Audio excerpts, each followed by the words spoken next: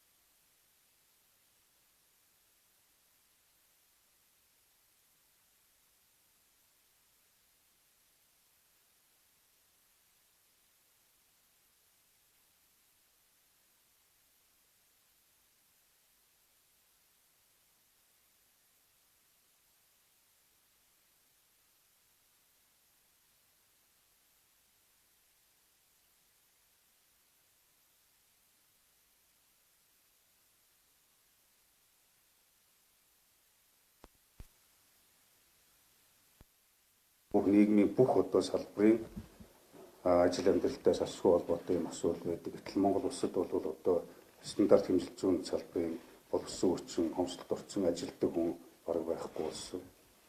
Дээрээс нь цалин өсөн хангамжгүй зэрэг асуудлууд бий. За олон нийтийн ойлголт бол үндсэндээ одоо бараг байхгүй гэж хэлж болно. Хувийн хэдэн аж ахуй нэгжүүд бараа бүтээгдэхүүнүүдэд экспортлогтой холбоотой стандарт гэдэг зүйлийг нэвтрүүлдэг. За өөрсдөө одоо бизнесийнхаа үйл ажиллагааг сайжруулах зайлшгүй шаардлагын үүднээс стандартаар нэвтрүүлсэн 100 хэдэн байгууллагууд байдаг. Бид түрүүнд дурдсан нийт одоо Монгол улсад хэрэглэж байгаа хүнсний бүтээгдэхүүний 10% баталгаажигдсан. Гэтэл гадагшаа гаргаж байгаа бүх бараа 100% стандартын баталгаажуулалт хийгддэг. Энэ юуг хэлж байгаа нөхөр бид өөрсдөө хэрэглэж байгаа юм чинь юу ч хэрэгэлсэн яг уу ямар ч стандарттай байсан хамаагүй гэдэг ийм ойлголтоор асуудал хандж ирдэг. Гадагшаа гарах болохоор бусдын одоо шаардлага нийцүүлэхийн тулд бүх одоо шалгуурыг хангаж бүх хүчээр ажилладаг гэдэг ийм л одоо стилс ялгаа харагдчих. Энэ тэгэхээр бид өөрсдөө ямар хэмжээний үнэлэмж өгж байна вэ? Гадагшаа гаргаж байгаа зүйлүүдэд ямар их одоо анхаарал хандуулж тэр шаардлагыг яг тас биелүүлж чадж байна гэдэг хоёрын хооронд дунд бол бидний нөгөө эрүүл мэндийн амнаас аюулгүй байдал гэдэг юм чинь орхигдоод байгаа асуудал гараад. За мэдээж одоо энэ салбарын одоо тоногдгүй стандартын газар бол байгуулагдаад 99 жил болж байгаа. За сүүлийн одоо 30 гаруй жил бол үнэхээр одоо эзэнгүүцсэн, орхигдсон, анхаарлын төвөөс гадуур байсан. Одоо бид бүгдээрээ л мэднэ. Америк, Канада, Сингапур, Солонгос гадны улсад очихороо бид ийм сайхан улс шиг болох юмсан, эднийх шиг болох юмсан, яагаад бид болж болдгоо, яагаад бид болж чаддгүй гэдэг. Гэтэл энэ стандарт гэдэг юм орхицсан учраас бид явсан суусан газар болгон дандаа эсэлттэй гадна очиод ахаар наазах нь явууны зам. За тэгэл гэрэл чийдэн нийтийн тээвэргээд бүх юм стандарт хэмжүүртэй. Биенээсээ стандарт л шаарддаг. Түүнээс биш одоо янз янзын ойлгомжгүй асуудал нэг тэгчүүл сайхан байна, ингэчүүл гоё байна гэхээсээ илүүтэй зүгээр маш тодорхой одоо энэ хэмжээ хэмжүүрээр шаарддаг учраас тэр улсууд хөгжөөд идэг. Бид одоо мэдээж одоо урагшилж сайжирж байгаа зүйлүүд байгаа ч гэсэн энэ асуудлыг зохицоор нь одоо шийдэхгүйгээр хөгжлийн тухай ярих боломжгүй, амьдралын ая тухайн тухайч одоо дурсах тийм боломжгүй болчихж байна гэж үзэж байна. За ингээд боломж байгаа асуудлууд бол бид нар ингээд хууль эрхцэн орчноос хайжуулъя. За нөгөө талаар бол энэ үндэсний хэмжээнд стандартаар хөгжил гэдэг энэ том хөтөлбөрийг хэрэгжүүлж иргэдийн оролцоог хангая. За тэгээд аж ахуйн нэгжүүдийнхээ оролцоог хангая, хэвлэл мэдээллийн байгууллагуудын оролцоог хангая гэж байгаа. За хүний нөөцийн чадхыг мэдээж бэхжүүлжээж бид одоо энэ салбарыг цааш нь одоо амжилттай авчих боломжтой. Гэхдээ энэ салбарын зөвхөн асуудал биш, энэ үндэсний хэмжээний асуудал учраас энийг одоо ингэж анхаарч одоо ажиллах зайлшгүй шаардлага. Үндэсний хэмжээний итгэмжлэлийн ингээд 11 байгууллага бий. Одоо саяны ярьдаг итгэмжлэлүүдийг өгдөг. Одоо хувийн болон төрийн харьяа байгууллагууд. Гэхдээ энэ байгууллагуудыг өсгөж чадварчуулах, мэрэгшүүлэх зайлшгүй шаардлага байна гэж үзэж байгаа. Тэгээ цаашдаа бол бид одоо түрүү хэлсэн төр, иргэн аж ахуй нэгжүүд, за тэгээд одоо энэ тохиолын үйлдвэрийн байгууллагууд, энэ байгууллагуудын чадвар хүртээмжийг нэмэгдүүлэх замаар энэ стандарттай бид одоо зайлшгүй ажил амьдралаа холбож өдөр тутмын ажлын зарчим, амьдралын хэмнэлээ болгож цаашаа одоо энэ боломжсон асуудлуудаа шийдвэрлэж явъя гэж үзэж байгаа. Мэдээж одоо энэ асуудлуудыг шийдвэрлэхэд одоо бид хамтдаа эхлүүлж, хамтдаа хэвшүүлэх, үргэлжлүүлэх юм асуудлууд байгаа гэж та бүхэн маань ойлгож бас болно. Яагаад гэвэл одоо энэ байгууллагын асуудлыг бид анхаарлын төвөөс гадна олгож байгаа юм шиг мэт боловч цаанаа одоо өөрсдийн ирээдүйн хойч үе амьнуудын амьдралын бүхий л одоо үнэт зүйлүүдээ орхигдуулж яваад эргээд харахад цаг хугацаа урсдаг, 10-20 жил өнгөрдөг асуудал бах байдгаараа л байдаг. 10 жил, 20 жилийн өмнө бид одоо гудамжны гэрэлтүүлэг ярьдаг байсан, явгууны зам, дугуйн зам ярьдаг байсан. Эсвэл хөгжлийн бэрхшээлтэй иргэдийн одоо орчин нөхцөлийг сайжруулах тухай ярьдаг байсан бол өнөөдөр энийг ярьсаар л байна. Байгууллага болгон өөр өөрсдийн гэсэн үзмжээр эсвэл бол өөр өөрсдийн гэсэн хандлагаар асуудалд ханддаг учраас харьцангуй өөр орчин бий болсон. Энийг цэгцлэх гэж асар их цаг хугацаа, асар их хөрөнгө мөнгө зарж байгаа. Цаашдаа ч гэсэн энэ байдлаар явбал одоо энэ зарцуулах хөрөнгө цаг хугацаа улам одоо ихсээр байх болно гэдэг ийм одоо энгийн ойлголтууд байгаад. Ерөнхийдөө одоо товчхон ойлголт өгөхөд стандартын байгууллагын талаар иймэрхүү байгаа. Би зүгээр одоо ингээд дэлгэрэнгүй байгаа албаны тоо баримт ярихаас илүүтэй тав хүнтэй ерөнхийдөө яагаад ийм стандарт чухал, яагаад энийг анхаарах ёстой бэ гэдэг талаар товчхон мэдээлэл өгөө. Тэгээд асуулт хариултандаа шууд орчоо гэж бодож байна. За баярлалаа. Одоо хөлбөр ярихыг асуултын цаг байгаа. За ингээд асуулт хариултын цаг маань ерөнхийдөө 30 минут үргэлжлэнэ. За түүний дараа бид бас сэтгүүлчдийг курс болон анзаарчилсан яриа авах боломжоор хангах. За энэ хөлбөр ярихыг энэ үйл ажиллагааг 15 минут орчим үргэлжлэнэ. За та бүхний гэрээндээ бас тодорхой хөтөлбөр хараад өгсөн байгаа. За ингээд хэвшийн үргэлжлэнгийн дангаагүй уулзалтын уламжлалт ясаар бид дараа нь одоо тусгалын зурдаг ийм одоо уламжлалтай. За тэгээд тусгалын зураг татварлаад өнөөдрийн үйл ажиллагаа маань үүгээр өнгөрлөн. За бидний үйл ажиллагааг 12-оос 13:30 цагийн хооронд явуулах ийм үйл ажиллагаа байгаа. За тэгээд бидний урилгыг хүлээн авч хөвлийн хүрээлэнд хүрэлцэн ирсэн эрхэм шадар сайд танд бас дахин талархал илэрхийлье. Ингээд асуулт хариултын цагаа хийж байна.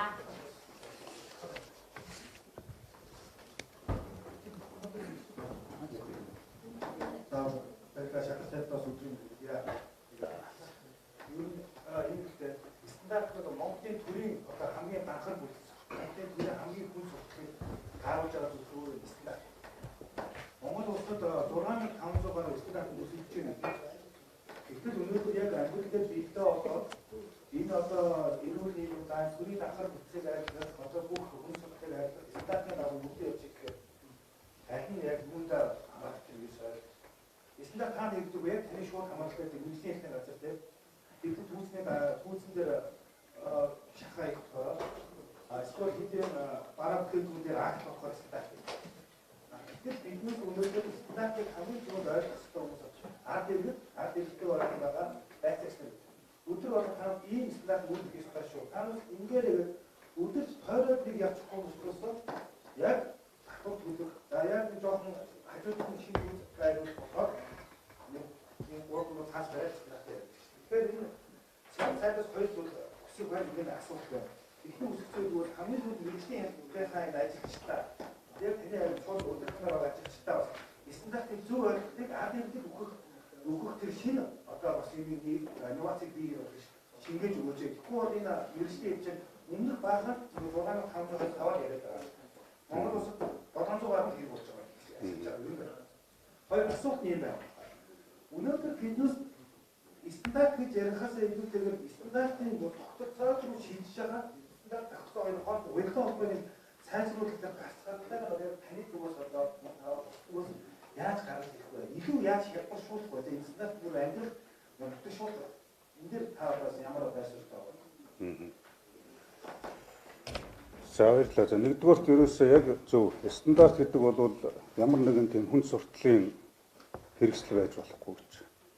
Энэний гол одоо асуудал стандартаа шаардахын тулд стандартаа мэддэг байжээс хяналт тавьдаг байх хэрэгтэй. Стандартаа мэдэхгүй хүмүүс, стандартын талаар ойлголтгүй хүмүүс стандартыг шаарддаг, стандартыг мөрдүүлдэг тухай асуудал байж болохгүй учраас энэ бүхэн бидний өнөөдрийн одоо ойлголцлын зөрүү, цаашдаа ажил амьдралын асар их тийм алдаа дутагдлыг бий болгочоод хаана бий болгочоод. Тийм учраас мэргэжлийн хяналтын байгууллагын бүтэц зохион байгуулалтыг өөрчлөё. Мэргэжлийн хяналтын байгууллага бол 26 чиглэлээр хяналт шалгалтын үйл ажиллагаа явуулдаг. Тэрийг давхардуулаад 13 байгууллага буюу 12 яам бас одоо зарим агентлаг газрууд явуулаад ингээд чиг үүргэнд давхцдаг, хяналт шалгалтанд давхцдаг, яамнууд нь шалгадаг, яамдууд нь дахиад мэргэжлийн хяналт өөрсдөө шалгадаг. Тэгэхээр ингээд нөгөө иргэдийн бухимдал гомдлыг дагуулад байдаг төрийн давхардсан хяналт шалгалт, түүнийг дагсан хүнд суртал, авилгал хээл ахуулын асуудал цэцгэллээ болохоо байлаа гэж. Тийм учраас энэ асуудлыг хариуцсан сайдын хувьд бол анх ажил аваад иржсэн сүүл төрийн хяналтын шалгалтын тухай хуулийг өөрчлөх замаар эхлээд мэргэжлийн хяналт гэдэг байгууллага мэргэжлийн болох ёстой өөрсдөө. Хэн нэгэн иргэн аж ахуй нэгжээс мэргэжлийн байхыг шаардахаас эхлээд өөрсдөө хууль дүрмаа мэддэг, өөрсдөө мэргэжлийн ур чадварлаг байж бусдаас шаарддаг юм асуудал. Тэхийн тулд яах ёстой гэхээр төр өөртөө эргээд хүнлэх хяналт тавих ёстой. Тэр яамдуудынхаа мэргэжилтүүдээс эхлээд агентлагийн мэргэжилтэн албан тушаалтнууд дээд дунд одоо бүх шатны албан тушаалтнуудад төр өөрөөр хяналтаа тавиад тэр албан тушаалтан иргэдийнхаа төлөө үйлчилж байгаа төрийн одоо үйлчлэгийг хүргэхдээ мэргэжлийн ур чадварлаг байж чадж гэнэ үү гэдэг дээр бид анхаарлаа хандуулах цаг болчихжээ. Нэгдүгээрт. Хоёрдугаарт бол энэ мэргэжлийн хяналтын байгууллага гэдэг нэрнээсээ эхлээд одоо энэ цаг үеийн нөхцөл байдал тохирохоо болсон байна. Үйл ажиллагааны хүртэл мэдээж тэнд ажиллаж байгаа хүмүүсийг одоо өгүүлсэж байгаа гэдэг юм уу, бүгдийг харлуулах гэж байгаа, эсвэл одоо огт байж болохгүй гэж байгаа зүйл биш. Мэргэжлийн хяналтын байгууллагыг чиг үүрэг бүхий яамдууд руу шилжүүлээ гэж. Мэргэжлийн яам нь өөрсдөө бодлого гаргаад тэр хүрээнд зохицуулалтаа хийгээд эргээд тэр гаргасан бодлогынхаа хэрэгжилтэн дээр хяналт тавьдаг байхгүй бол бодлого нь өөр газар гаргадаг, хяналт нь өөр газар тавигддаг. Энэ дунд эзэнгүүдэл үүсдэг, энэ нь үргээд хүн суртал, авилгал хээл ахуулын асуудлыг бий болгодог учраас зайлшгүй мэргэжлийн хяналтын байгууллагыг жинхэнэ одоо энэ зөв тогтолцоо руу оруулъя гэж. Нэг хоёрт нь. За гуравт бол түрүүн тэр стандартын асуудал одоо бид нар зүгээр нэг стандарт ярьдаг газар нь хэн ярьдаг вөхөр хоёрхан газар байдаг. Одоо газар гэх юм хоёрхан хэсэг. Нэг хэсэг нь энийг хариуцсан байгууллага ярьдаг. Нөгөө хэсэг нь зайлшгүй бизнесийн шаардлагаар, зах зээлийн цаг үеийн шаардлагаар олон улсын түвшинд одоо нийцсэн бараа бүтээгдэхүүн үйлдвэрлэх хэмжээнд энэ одоо стандартыг нэвтрүүлж байгаа аж ахуй нэгжүүл ярьдаг. Гэтэл иргэд энэ талаар ойлголтгүй байна. Тэгэхээр бидний одоо зориод байгаа зорилго бол нэгдүгээр энэ тогтолцоогоо илүү боловсронгуй болгоё. Стандарт өөрөө цаг үеэ дагаад байнга шинжлэгдэж явах хэрэгтэй. Би 6000 стандарттай байна гэдэг энийг одоо насан туршдаа хүн болгон мөрдөөд эсвэл одоо бүх цаг үед мөрднө гэсэн үг ерөөсөө биш. Стандарт өөрөө цаг үеийн өөрчлөлт, шинжилэл, хөгжил, дэвшилт, инновац үйлдвэрлэл, үйлчилгээний олд дамжилтыг илэрхийлж яддаг ийм одоо дүрм учраас энийг цаг үедээ нийцүүлж өөрчилчих ёстой нэгдүгээр. Хоёрдугаарт өөрчилсөн энэ стандартаа хэрэгжүүлэх ажлыг бүх төвшөнд иргэдрүү чиглэсэн байх ёстой. Одоо жишээ нь манай стандартын байгууллагын үйл ажиллагаа бол одоо засгийн газрын үйл ажиллагаа руу чиглэсэн байна. Үйлчлүүлэгчийн засгийн газар байна гэдэг заагдсан байх жишээний. Гэтэл үйлчлүүлэгч нь өөрөө үйлчлүүлэгч төвтэй, иргэн төвтэй байх ёстой юм л зарчим. Тэгээд энийг бүх шатанд хэрэгжүүлнэ гэж. Биенээсээ стандартсал шаарддаг байна.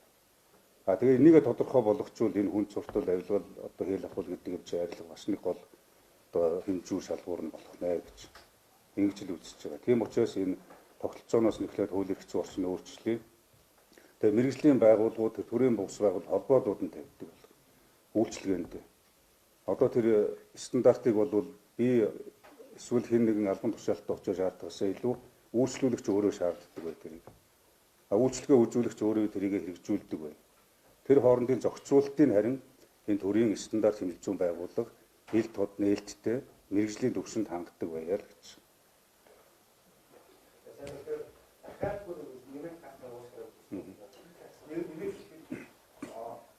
Одоо ингээд тэрбум бол үндэсний хөтөлбөр бүхэн зорилго ойлгомжтой.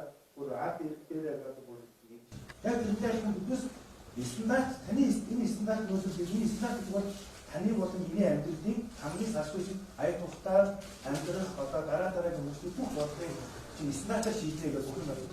Яг энэ шиг үндэсний хэмжээний томоохон зүйлээс ойлголтыг бүх хэмжээнд бас хараач. Бидээс өнөөдөр ганц хэмжээтэй тэгээд таны мэргэжлийн ягаас яг тэр стандарт бол таны амьдралын салшгүй нэг хэсэг буюу ажиглалтай зүйлийг чинь гол хэсэг юм бол стандарт юм аа гэдэг үндэсний хэмжээр урайлж гараад томоохон хөтөлбөр болоод өгөхөөр энэ бүр илүү дараа ажиглалын индекс Монголын индекс өснөх үнэсээ болоод улбаар болоод инкас бүх юмуд бас сайн болно шүү. Тэгэхээр энэ үндэсний хэмжээнд ойлгох хэмжээнд бас их таад маань жоохон арай заграхтай нөлөөтэй байгаа юм. Манай юридический модыг бас үндэсний хэмжээнд болох шалтгаан шүү. Тэгэхээр өнөөдөр бас таны сайжраад таны ажиллаж байгаа бол энэ бас стандарт үндэсний томоохон зорилго болчиход байна.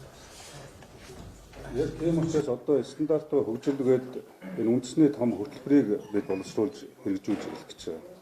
Үндэсний хөтөлбөр. Энэ бол одоо засгийн газраас эхлээд аймаг орон нутаг, сум, дүүрэг, хороодын төвшөнд амьдралын өдөр тутмын бүх одоо цаг минут тутамтай салшгүй холбоотой юм хөтөлбөр болно гэсэн.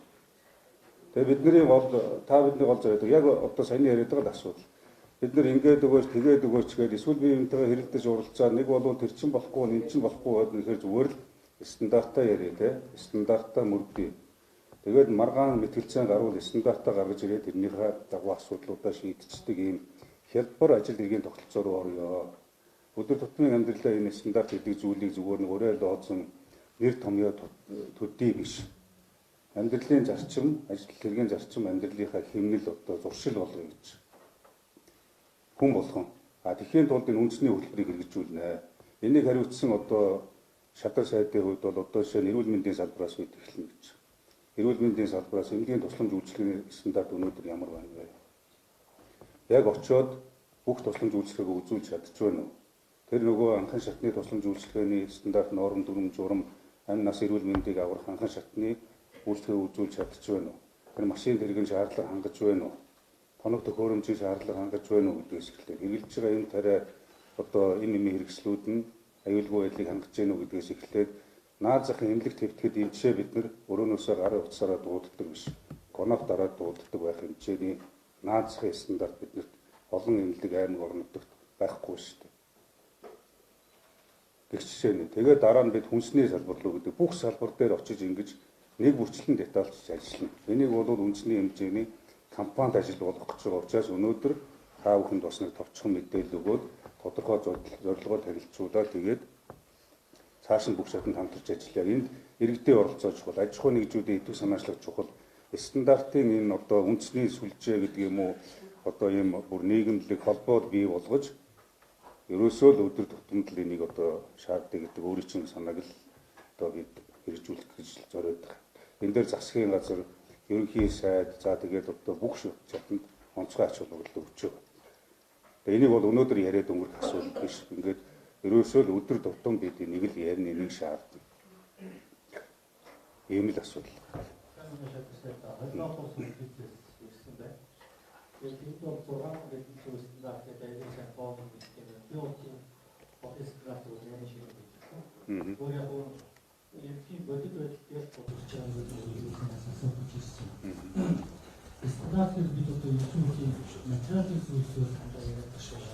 Одоо өөрөөсөө ширээс авах чинь орж байгаа бараа ихтэй. Тэр одоо шудраг усны стандартаар болох тийм зүйл. Тэр ч бас стандарттай байх хэрэгтэй. Энтэй холбоотой зүйл хоёр зүйл асуусан. За ажлын хэмжүүл байхдаа одоо энэ маш их хүнд дараалал орчихсон. Суулгачсан. Тэд одоо та ажлын хэмжээ сэргийг илүү олвол танаас илүү төлбөр авна гэдэг. Энэ шудраг усны стандарт нь нэг талаа энийг асуусан. Хоёрдугаар бас нэг асуух гэдэг зүйл нь олон нийтийн өнгөрсөн хугацааны маш их шүүмжлэлтэй хандаад байсан. Одоо хүртэл явсаар байна. 2019 онд хуулиар дээр маяг хэлбэртэй баталчихсан. Сэргийг хэрэгжүүлж байгаа гэдэг айдгуур болгоноос аваад байдаг. Бид яг хэрэглээний 10% ерөөсөө сэргийг хэрэгжүүлж байгаа юм. Энэ бас одоо эдийн засгийн тухайд гэдэг чинь бас шудрагсны стандарт юм уу? Энийг бас танаас тодруулж асуусан. Уг нь бол яг үндсэн зарчимдоо хэрвээ энийг хэрэгсэн байгууллагын ажлын нэгжийн сэргийг хэрэгжүүлж ардсан албагийн хүчтэй засгийн газар өөр аюулсад явах хүчтэй байдаг өмнөж тэгж явуулсан юм. Энийг өөрчилсөн. Энэ дээр таны тайлбар өгөөч. Тэрнээс гадна Монгол улс өөрсдөө 10 орчим үеийн импорт хийж чаддаг юм байна. Тэгэхээр би юу тодорхой асуухад бид хүнсэндээ хамгийн их анхаарал хандуулсан болохгүй. Одоо энэ байгууллагын ажлын нэгжийн осын бүтээгдэхүүнээс уучлаарай. Та анзаарч бол гений өөрчлөлт үүрэг маш тодорхой байж байгаа шүү дээ. Тэгэхээр мэдээж энэ бол маш чухал асуудал байна. Энэ бидний гений өөрчлөлтийг оруулах хэрэгтэй дээр яаж анхаарах хэрэгтэй юм бэ? Тэнд одоо энэ янзаар одоо өөрчлөгдсөн бүтээгдэхүүн ингээд оруулж ирээд байгаа юм. Та Монголын шадар сайд үеийг хариуцлахгүй л хэлээд байгаа шүү дээ. 10% ханддаг гэдэг. Та энэ зүйлийг суулжаад тийм хандах юм бол үсцэн ирээ. Энийг таны тодруулж өгөөч. Тэрнээс гадна намар болохоор бид мал маха экспорт гаргахыг хичээдэг. Тэгээд бүр хэмжээгээр харж чаддгүй шүү дээ. Тэгээд сая нэг сүүлд нэг овоод нэг тоо мах гаргачихъя гэж яасан чинь тэр асуудал үүсээ уцаагдсан гэдэг. Хаач н асуудал үүсчихээ. Хав машинаар 125 мянган доллараар уцаагдсан гэдэг.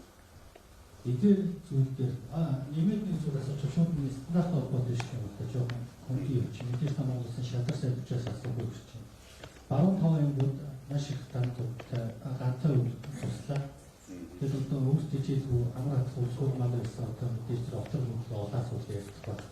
Энэ дээр ямар аргач үзэх одоо мацд бол эдийн засгийн маш их мал оруулаад хэлсэн юм. Одоо яах вэ гэдэг байж юм бэ? Яг мал хувийн чиглэл боломжтой бодлоо хэмжээс хэрэгтэй аваад гэж байна.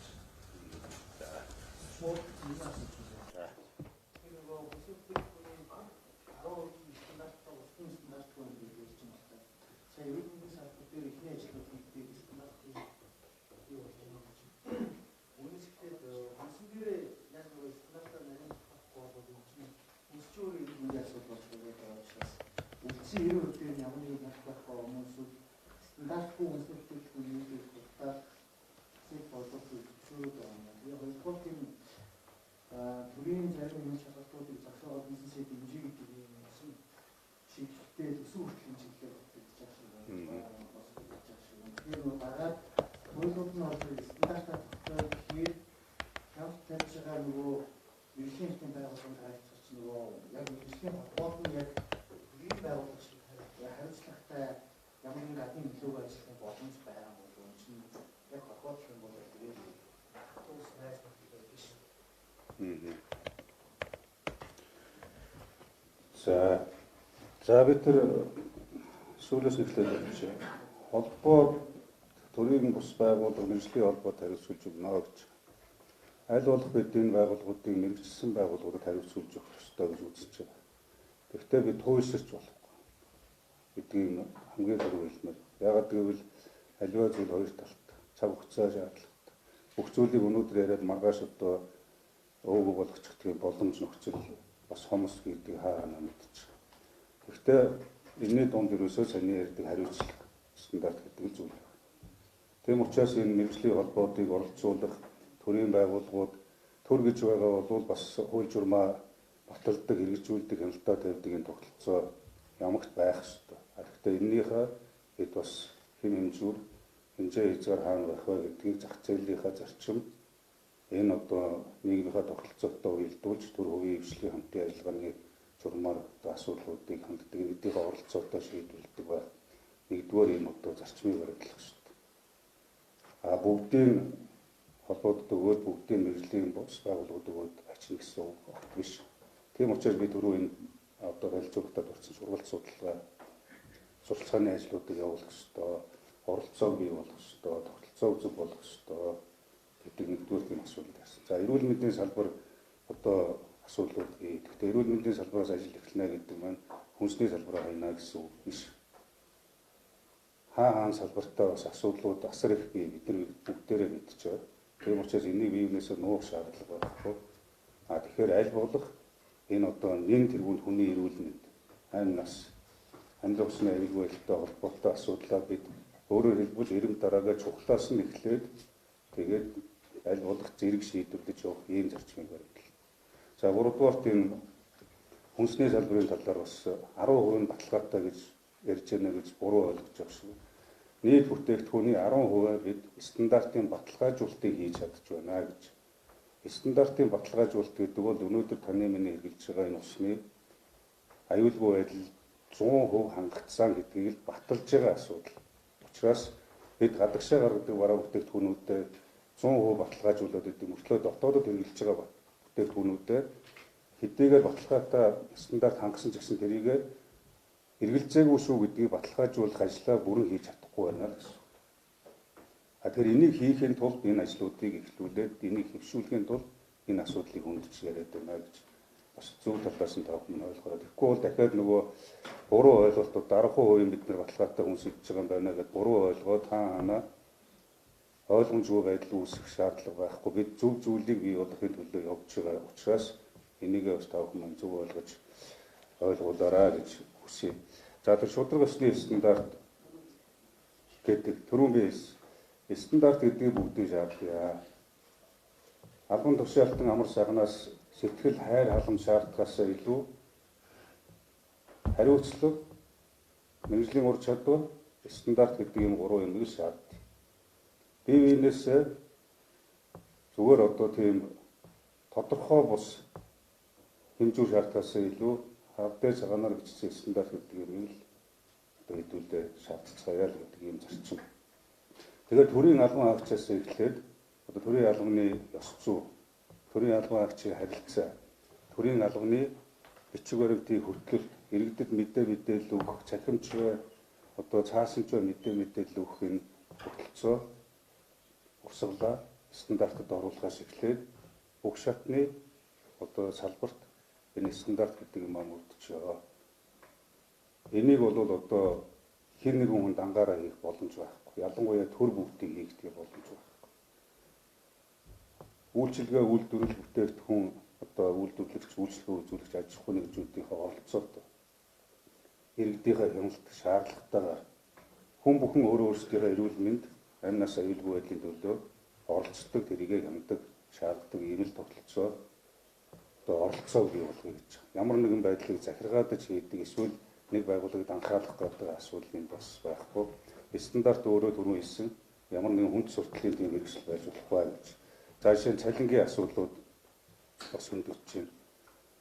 Би бол зүгээр хувь хүнийхээ хувьд энэ асуудалтай зүгээр шулууг байлгад бол цаг нь болоогүй, тогтолцоо нь болоогүй байна л гэж хэлж байна. Өнөөдөр шудраг хөдөлмөрсөн, илүү татвар төлдөг одоо арчсан нийгмийн хэдийгээр бид нэр суурийг тавьж ин шилжилтийн үеэсээ гараад хөгжлийн үе шат руугаа явж байгаа ч гэсэн энэ бол манай нөхцөлд өнөөдөртөө арай биш байна л гэж. Хөдөлмөрийг бид нэр дэмжиж гэж. Хөдөлмөр эрхлэлтийг одоо хөхүүлэн дэмжиж хөгжлийн гол одоо гарцаа болгоё гэж байгаа мөртлөө эргээд хөдөлмөрлөж байгаа нэгнээ ямар нэгэн байдлаар шудраг усаар хөлсийн мүждэг, сордог энэ процесс тогтолцоо өнөөдөртөө манад хэрэггүй гэдэг байр суурь бол миний одоо өөрийн байр суурь гэж ойлгож байна.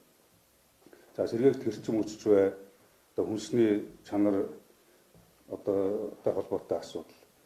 Миний одоо тушаалаар 3 дугаар сард өнгөрсөн одоо 3 дугаар сарын 1-ний өдөр хүнсний шимт хичээл орчин найрлагтай холбоотой бүтээгдэхүүнүүдийн шошгожилтыг одоо шинжлэх хэн ч харсан ойлгомжтой байх хугацаа, найрлага, шимт хичээл, орчин найрлага нь одоо тодорхой байх энэ асуудлыг ингээд хөндөд ажлын хэсэг байгуулад явж байгаа. Хүнсний чанар одоо аюулгүй байдалтай холбоотой асуудлыг бидний шошгожилтоос хүртэл эхлэх хэрэгтэй. Хизээ хаана үйлдвэрлэсэн, ямар орчин найрлагатай гэдгээс эхлээд сургуулийн одоо хүүхдүүдийн орчинд худалдаалж байгаа бараа бүтээгдэхүүнээс эхлээд бүгдийг стандартжуулаад тэрийг мөрддөг байх асуудал бий. За махан бүтээгдэхүүнтэй холбоотой асуудал байна. Энэ үнэхээр асуудал байсан уу байсан. За энэтэй холбоотой засгийн газар тогтоол гаргасан, ажлын хэсэг байгуулж ажилласан. Тэгээ яг саяны асуудал. Гадагшаа гарах гэхээр одоо хамаагүй гэж ойлгоод стандарт мөрдгөө, шаардлага хангаагүй нэм бактери ихтэй одоо 7 дахин их нэм бактери ихтэй юм ахыг экспортлно гэдэг. Энэ нь өөрөө эргэлзээтэй байдал үүсгэсэн учраас ажлын хэсэг гарч засгийн газраас энэ дээр ярилцаж ажилласан. Бид бол буруу зүйлтэй халтуу зүйлтэй зөөлөн байгаад ингээд явахын зэрэгцээ өнөөдрийн энэ стандартын асуудал мөн ялгаагүй хэл байна. Стандарт байхгүй учраас тэрийг мөрдүүлэх учраас байгаа стандарттай ач холбогдол өгдөггүй өнөө маргаашийн ашиг унжаа айдаг эсвэл авилгал хэл ахуйд давтаж асуудлыг арга цааж өнгөрөөдөг албан тушаалтан аж ахуй нэгж иргэдийн аль альнийх нь ийм алдаа дутагдaltaй асуудлаас болоод бид ийм түгээмэл одоо хүндрэлтэй нөхцөл байдал байнга одоо орж идэг энийгээ засъя гэдэг бол агуул бас энд явж байгаа. За баруун таван аймгийн тэр үйлчлэлтэй бэлтгэлтэй холбоотой асуудал. Өнөөдөр үйлчлэлийн бэлтгэл ажил дээр бол одоо аймаг орон нутгууд нэг 80% бэлтгэл ажил хангаад явж байгаа. Гэхдээ үйлчлэлт баруун таван аймагт одоо өвс ногоо гарч муу байсан. Дотор нүүдлийн зохион байгуулалтыг шийдвэрлэх ёстой. Дээрээс нь үйлчлэлт гэдэг бол зөвхөн нэг малчин айлын эсвэл аймаг орон нутгийн мал хавтаа холбоотой өрсөлдөжтэй холбоотой асуудал биш. Энэ манай улсын эдийн засгийн үндсэн суурь болсон салбар. Амжиргааны гол их хөгжил болсон одоо хөдөө аж ахуйн салбар. Тийм учраас энэ дээр засгийн газар онцгой ач холбогдол өгж үйлчлэлийн бэлтгэл ажлыг хангаж ажиллах одоо үүрэг даалгаврыг аймаг орон нутагт өгөөд явж 21 оноос эхлээд засгийн газар бүх одоо нөөц өвс хичээлээ бүрдүүлж өгдөг. Тэгээд асуудал болохоор эндээс тээвэрлээд аваач өгдөг. Ийм бэлэнчлэг сэтгэлгээтэй явдаг байсан бол өнгөрсөн одоо оноос эхлээд аймаг орон нутгийн удирдлагууд энэ аймаг орон нутаг дэвсгэр дээрх малчид, тариаланчид, аж ахуй хэрэглэгчдийн үйлчлэлийн бэлтгэл ажлыг бүрэн хангадаг, аюулгүй нөөцийг бүрдүүлдэг ийм тогтолцоо болсон.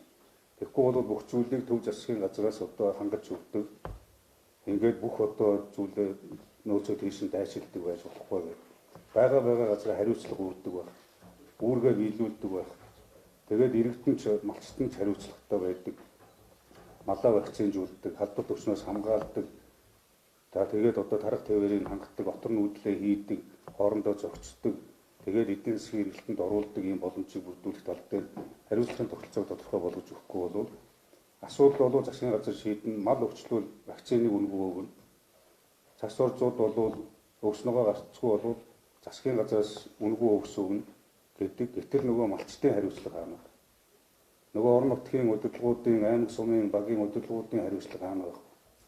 Тэр хүмүүсийн амьдрал ахуй, нутг орныхоо эдийн засаг, нийгмийн асуудлыг шийднэ гэсэн хуулиар болгоцсон эрх үүрэг нь яагаад хэрэгжихгүй вэ гэдэг ийм асуудлуудыг өмнө ярьж өнгөрсөн жилээс ийм тогтолцоог оруулсан. Тэр энэ тогтолцоогоо цаашаа явна. Үнэхээр гарцаагүй нөхцөл байдал үүссэн тохиолдолд засгийн газар оролцож тэр одоо дэмжлэг тогтолцоогоо үзүүлэх ийм л одоо нөхцөл байдал. Махны экспорттой холбоотой асуудал. Өнөөдрийн байдлаар махны экспорт бол бүрэн ерөөсөө зогссон асуудал огт байхгүй. 6 дугаар сард болсон асуудлаар бол дулааны аргаар мах боловсруулсан махыг шаардлага хангахгүй байсан учраас гаргахгүй нэг хэсэг одоо хязгаарласан. Энэ хооронд стандартаа мөрдүүлээд нийт 27 мах боловсруулах үйлдвэрийг 10 гаруй одоо үйлдвэр ороход дөнгөж 2 нь л одоо шаардлага хангаж байна. Тэнд мах боловсруулаад явуул одоо экспортлох этгий хэл мал оруулаад байлгах тийм боломжгүй байрсан дотор мах үйлдвэрлээд байж хахад бид тэрийг өөгшүүлээд эдийн засгаа дэмжиж байна. Экспортоо дэмжнэ гэдэг сохроор одоо ингэж энд найр тавьж шийдэх ямар ч боломж байхгүй. Аливаа зүйлд бас нэг хэм хэмжээ гэж байна. Тийм учраас энэ шийдвэр гарч энэ оныг дуустал дулааны аргаар боловсруулсан махыг экспортлохгүй байх хэрэгтэй. Экспортын шаардлага хангасны бол нээлттэй орхисон шүү дээ. Яваад явж байгаа. Хүүтэн гэлгээний аргаар боловсруулсан мах өнөөдрийн хүртэл гараад явж байгаа. Тэр махыг гаргах тухай асуудал дахиад стандарттай холбоотой.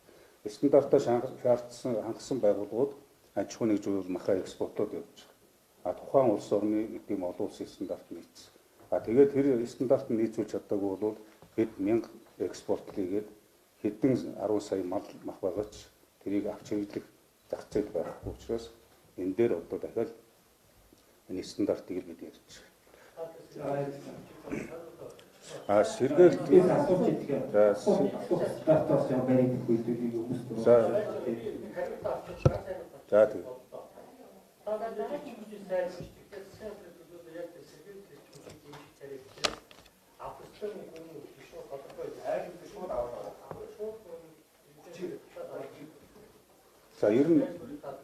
Ер нь бол энэ эрчим хүчний үн тарифыг чөлөөлөх ёстой гэж үзэж байгаа. Сэргээгт яг ер нь би ерөнхийд нь ярьж байгаа шүү. Сэргээгт эрчим хүчинд одоо гэхдээ эрчим хүчний үн тарифыг чөлөөлөхөөс гадна эрчим хүчний салбарын энэ бодлого тогтолцоог бид нөгөө либералчлна гэдэг шиг бас чөлөөлөх ёстой. Яагаад гэвэл бүх зүйлийг бид төвлөрүүлсээр байгаад өнөөдөр одоо 4-р цахилгаан станц, 3-р цахилгаан станц гээд энэ хоёр станцаас уяатаа бүх одоо орон сууц барилга байгууламжууд ингээд гадагшаа хэлж чадхаа болцсон. Тийм учраас энэ одоо бие даасан их усруудыг жишээ нь хоёр аж ахуйн нэгж хоорондоо гэрээ хийгээд бие биендээ эрчим хүчний нар цахилгааны их усрууч гэдэг юм нийлүүлэхийн боломжийг бид бүрдүүлж өгөх ёстой. Бүгдийг төвийн эрчим хүчинд биш. Хоёрдугаар тэр сэргээгт эрчим хүчтэй холбоотой үн тарифын асуудал энийг өндөр үн тарифтай одоо эрчим хүч үйлдвэрлэж байгаа тэр зардлыг иргэдэд аж ахуйн нэгжүүдийн нуруунд дээр зардал болгож өөрүүлдэг энэ шудраг ус тогтолцоо байж болохгүй гэдэгтээ би санал нэг байна. Энийг өөрчлөх ёстой. Тийм учраас энэ эрчим хүчний хууль эрх зүйн орчныг тэр хэрэглээний тарифыг чөлөөлөхийн чөлөөлөөд хөнгөлөхийн хөнгөлөөд шудраг тогтолцоог бий болгох ёстой. Бизнесмен хоёр төрлийн танаас төрийн хурдтай ажиллаж холбоотой хоёр зүйлийг асуусан. Нэгдүгээр одоо нөгөө өртөө холбоотой ихний асуулт. Юу гэхээр тэдний гаднаас янз бүрийн шуумаар гүйцэтгэх зүйлүүд байх хэрэгтэй. Тэгээд энэ дээр юу одоо ялангуяа хэдийн хүртэл зүйлүүд маш их бүтээн байгаа гэж байна. Тэд дээр яг юу гэх хурдтай ажиллагааны яг ямар стандарт бас хэмжээ бүрддэг байдаг. Жишээ тэр гачуур талаас нөгөө хэсэг замын даавалтай мэдээллийг би шалгаж үзэхэд тэдний хятадын гүйцэтгэх компани төлөвлөж шийдвэрсэн байдлаас үүрэж болох. Тэгэхээр энэ хурдтай авалтуудын ялангуяа гадны хөгжлийн зэрэгтэй цогцолтой авалтууд ямар стандарт хэмжээ байх вэ? Шилэн данс тодорхой мэдээлэл байх бодлого хаана байх вэ? Нэгдүгээр хоёрдугаар одоо тэрбум модгийн сая дурдсан одоо маш их хурдтай авалт бас явуулж байгаа тийм. Гэтэл энэ яг ямар бас стандарт хэмжээ дөрвж яваа яваатай гэдэг бас тийм тодорхой биш тийм. Тэгээд одоо үеийн дараа эзэн нэг өдөр бас тэрбум модны хэрэг гэж ах чи гэдэг ингээд яваад байх магадгүй биш байх шүү. Тэгэхээр ер нь энэ хурдтай авалт ямар стандарт хэмжээ байх вэ? Гэдэгтэй хариулт яг энэ бүх аюултай зүйлстэй за тэгээд хятадын тэр өргөөлтэй төсвүүдээр ямар шүүмжид явдаг гэхээр хятадууд зээл олгоод хятад компани үүсгэж хятад ажлыг ажиллаад яг бүтээн байх үгцэж нөгөө талаас ингээд босод өөр үйлдвэрлэлээр гэсэн шүүмж маш их явдаг. Энэ дээр ямар стандарт ханас бэрх тод мэдээлэл тод байсан хаана хангаж байгаа гэхээр аюулгүй байна. За би товчхон хариулъя. Төрийн хурдтай ажиллагаатай холбоотой асуудал одоо хаана бас хэрэгэлзээ хардлага төрүүлдэг. Тэр энэ төрийн хурдтай авалтыг бид цахимжуулах, үнээс хамааралгүйгээр бүх одоо мэдээлэл цуглуулах, боловсруулах, ангиллах, үнэлэх ажлыг бол цахимжуулаад үндсэндээ дууссан. Тэгээд энэ мэдээллийг бас ойрын хугацаанд олон нийтэд илдээд нээлттэй болгох. Тэр хэн нэгэн хүний нөгөө цүнхний компани албан тушаалтны эсвэл аль нэгэн аж ахуйн нэгжийн чадваргүй зүгээр арын албаны компани ороод ажил аваад энэ дээр үнийн стандарт байдаг. Өнөөдөр манай дөрвөөсөө хямд үнийн стандарт л хэрэгжиж байгаа. Тэр их ямар чадвартай байх нь хамаагүй, ямар хүүхд байх нь хамаагүй, хэн хамгийн хямд үн өгсөн эргээд нөгөө чадвартай компаниудынхаа оролцоог хязгаарладаг. төрийн үн цэнтэй төсөв хөрөнгөөр хийж байгаа ажлыг чанаргүй стандартгүй нурж ундаг ийм хэлбэр рүү оруулдаг. Эцэст нь нөгөө авилгал хармааны компаниуд цэцэглэх боломжийг энэ хямд үнийн стандарт бий болгодог. Тэгэхээр бид нар үнийг хямд үнийн биш аюулгүй байдлын стандарт ер нь яг зах зээлийнхаа зарчмаар үн өртгөн тогтсон ийм байх тогтолцоор оруулж байна. Нэгдүгээр гэж. За хоёрдугаарт бол тэр төрийн хяналт худалдаа авалгын үйл ажиллагаа бас одоо бол худалдаа авалтууд ингээд аймаг орон нутаг нийслэл дүүрэгдэл олон газрууд явж байгаа.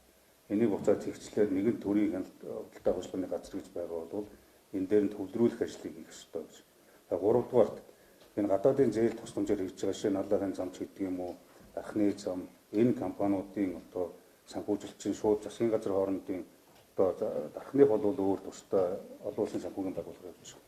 Жишээ нь аллагын замын ажил бол Хятад Монголын засгийн газар хоорондын хөнгөлөлтөө зээл тусламжийн хүрээгээр санхүүжилтээр хийж байгаа учраас сангийн яамаар дамжаад санхүүжилтээр гэрээний явагдаад Хятадын компаниуд нь өөрсдөө орж ирээд хийгээд Монгол компаниудын туслан гүйцэтгэгчийг аваад ингээд хийдэг ийм одоо тэр ерөнхий гүйцэтгэгчийн эрх хэмжээний асуудал байна. А энэ дээр бид нөгөө чанар стандартын хяналтаар тавьдаг ийм тогтолцоотой.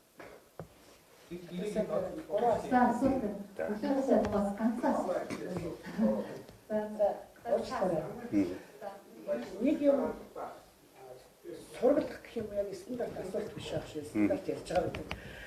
Асуултууд бас стандарт явахгүй. Миний яг жоохон формгүй гараад байна. Зүгээр шүү дээ. Чөлөөтэй одоо тэгэл. Энэ нэг явуулын лаборатори буюу хээри лаборатори гэдэг нь асаад.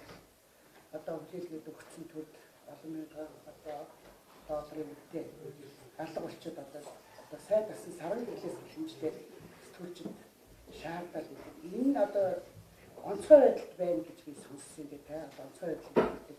Энэ явуулын буюу энэ хээри лабораторич аль нэгэн явж энэ одоо лабораторийн сургийг та нэг гаргаж өгөөч. Энэ хүн мэдээлэл манаас гэж бас сонирхож байгаа. Хоёрдугаар та бол онцгой байдал хариуцдаг. Ойрын үед ерөн сүүлийн жилүүдэд манай газар хөдлөлтийн асуудал манай хотод ялгаж байна. За энэ сүүлдээ бүр өмнө өхийн хэмжээнд хүчтэй байна.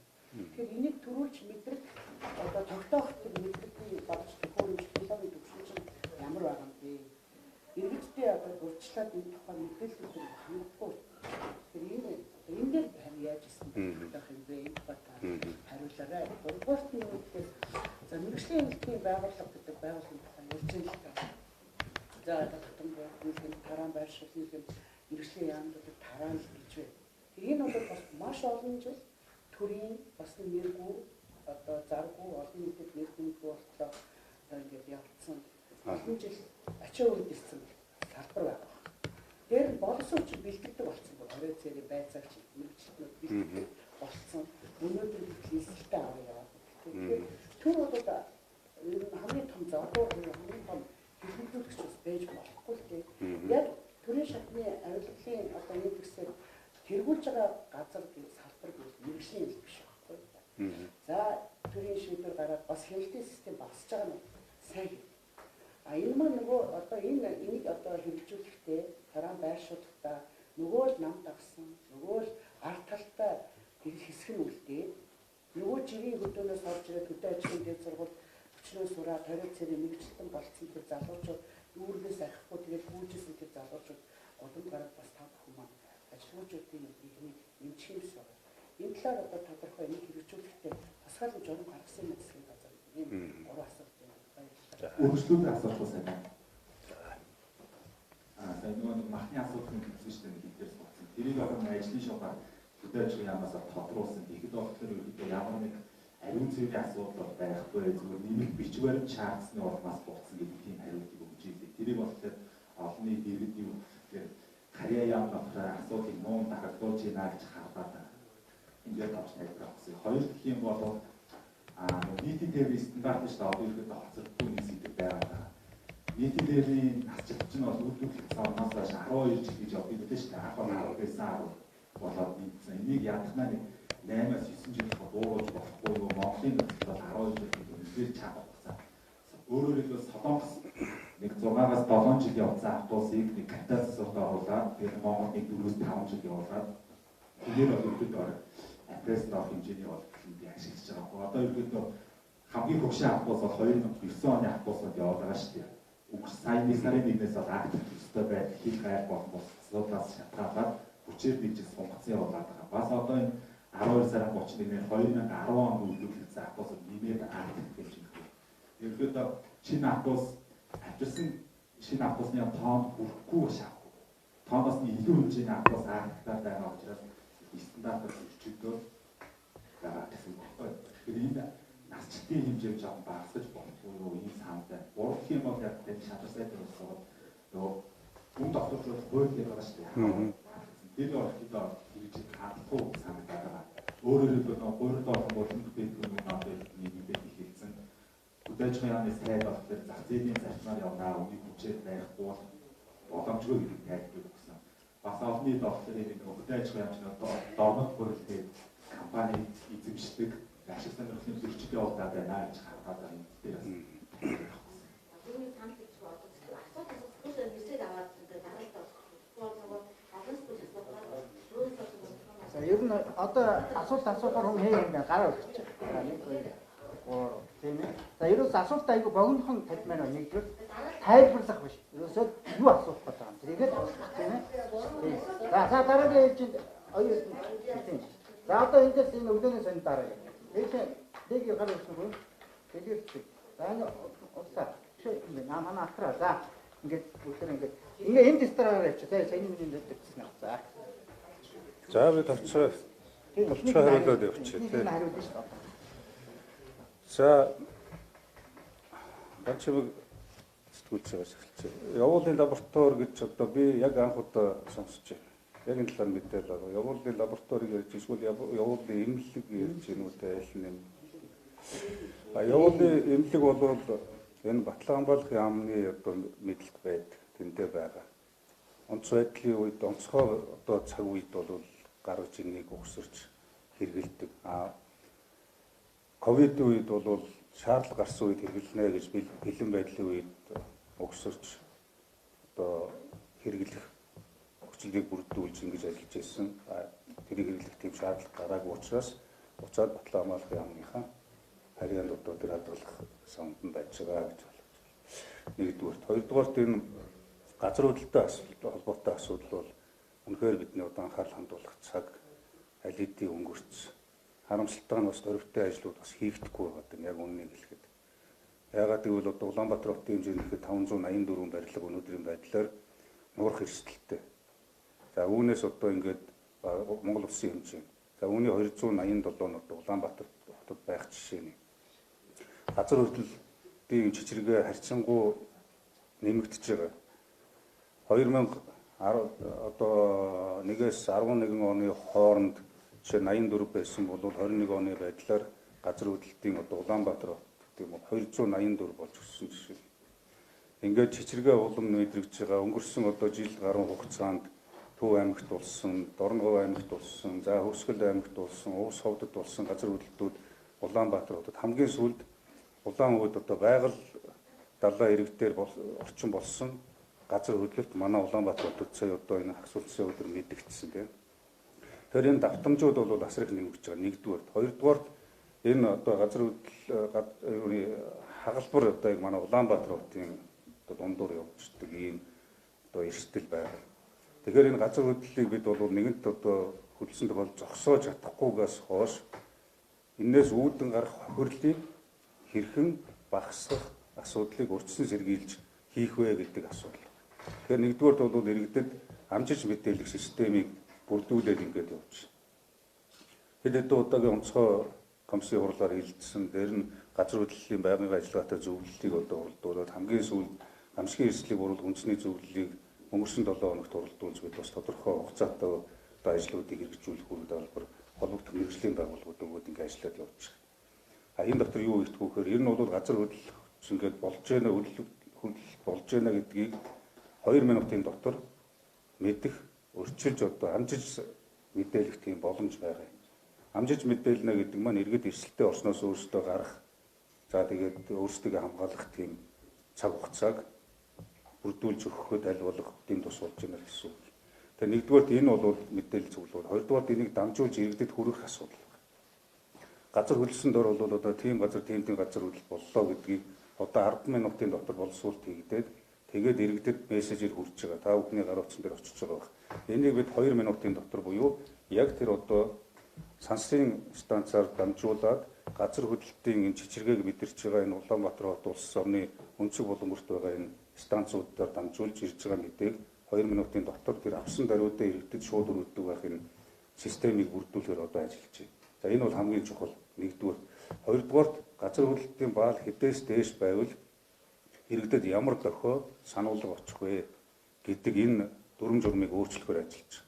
Одоо бол одоо 4.5-аас дээш гэдэг юм уу 5 балаас дээш байвал нөгөө цагаан хоолоогоор мэдээлдэг дуут дохио өгдөг энэ дүрм журм байдаг бол энийг бид өөрчилж аль болох эрсдэлгүй. Ягаад гэвэл бид асар их тийм эрсдэлтэй орчинд ажиллаж амьдарч байна.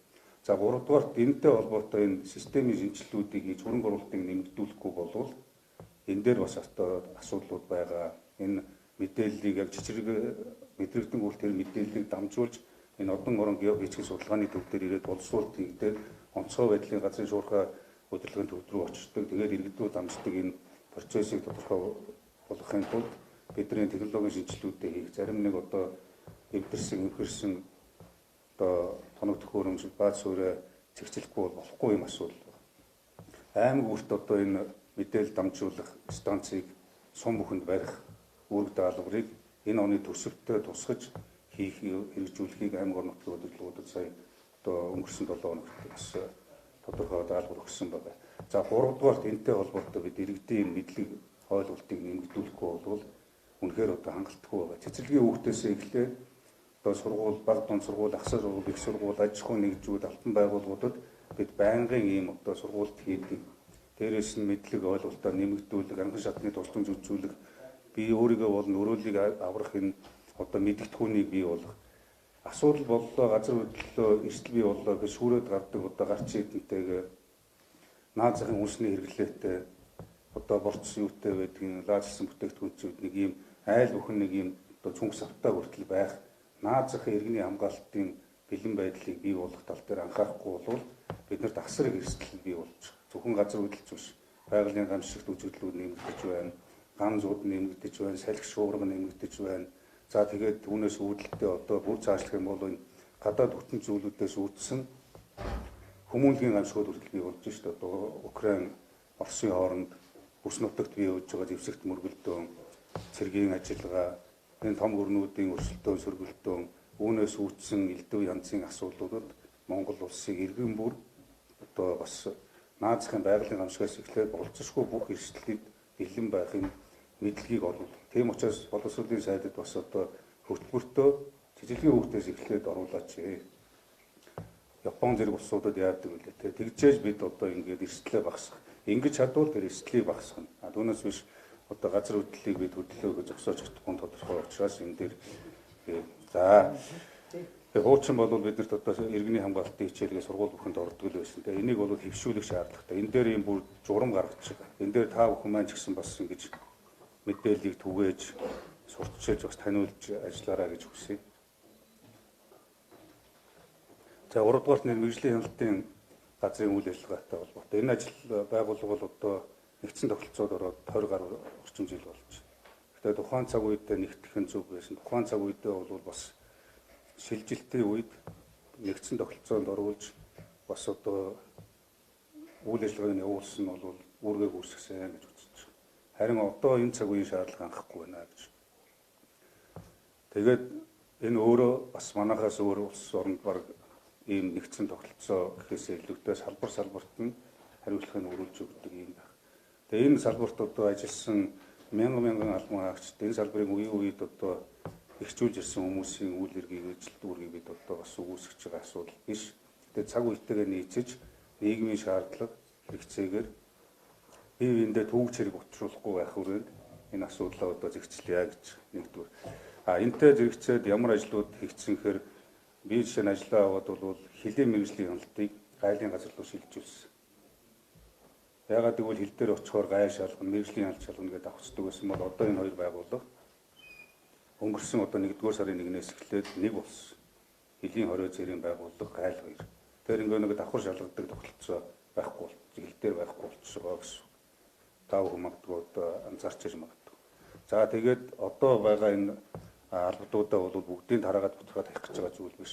Жишээ нь мэргэжлийн хяналт дээр байгаа стандартыг шалгадаг, хямдаг одоо байцаагч нарыг стандартын газар руу шилжүүлнэ гэсэн. Хүнсний хяналт тавьдаг одоо байцаагч мэргэжлийн хяналтын албан хаагчдыг хүнс хөдөө аж ахуй яам барилгын яам руу шилжүүлээд ингээд одоо байгаа одоо ажил үүрэг нь бол цаашаа хэвээр үргэлжлээд явна.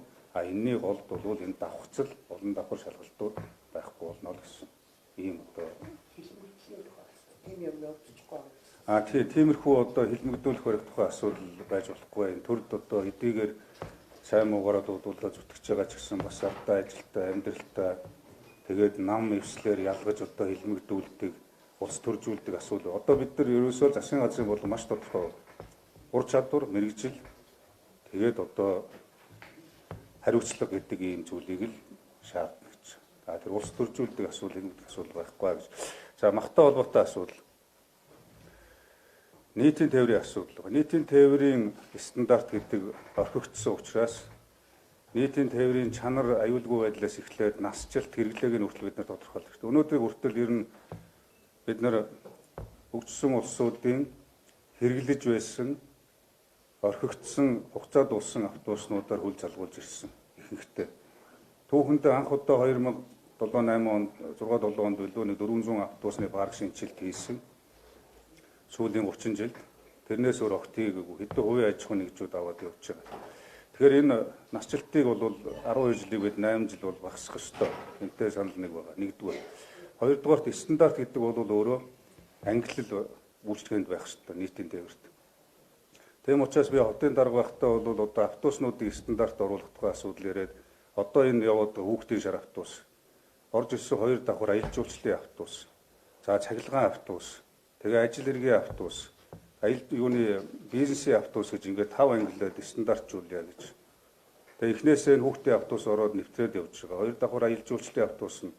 За дээрэс нь одоо цахилгаанд нэвтрүүлснээр бид энэ орчны аюулгүй байдлыг хангаж байгаа агаарын бохирдлыг бууруулна. Дээрээс нь зардал хэмжиж байгаа. Цахилгаан шилжүүлсэн шалтгаан бол одоо дизель автобус нэг өдөр 380 мянган төгрөгийн зардал гаргадаг байсан. Тухайн үед намайг хотын дарга хийж байгаа. Энэ зардлыг 20 мянган төгрөгөөр цэнэглээд дахиад дээр нь жолоочийн зардал, засвар үйлчлэгийн зардал гэж нэмээд үндсэндээ 70 мянган төгрөгөөр нэг өдөр явах буюу зардлыг 290 мянган төгрөгөөр бууруулах ийм одоо шийдэл байсан учраас тухайн үед 60 автобус, цахилгаан автобус захиалсан. Одоо ковид энэ төр гэж удаашраад эхнээсээ одоо сая 1-2-3 сарын өмнө орж ирэх шиг боллоо. Тэгээ ингээд автобусуудаа бид цахилгаан автобус болгоод зардлаа хэмнээд тэгээд стандартаа сайжруулад явах хэрэгтэй. Цаашлах юм бол тэр ажил хэргийн бизнесийн автобус гэж болгоод ингээд энэ төвжлийг бууруулах тэр хөтөлбөр цаашаа хэрэгжээд явах хэрэгтэй гэж үзэж байна. За тэр махтай холбоотой асуудал мах гараачгүй юм байлаа, буцаагаачгүй юм байлаа над төгсөн мэдээлэл. Тэр бол хашаа мэдээлэл шүү.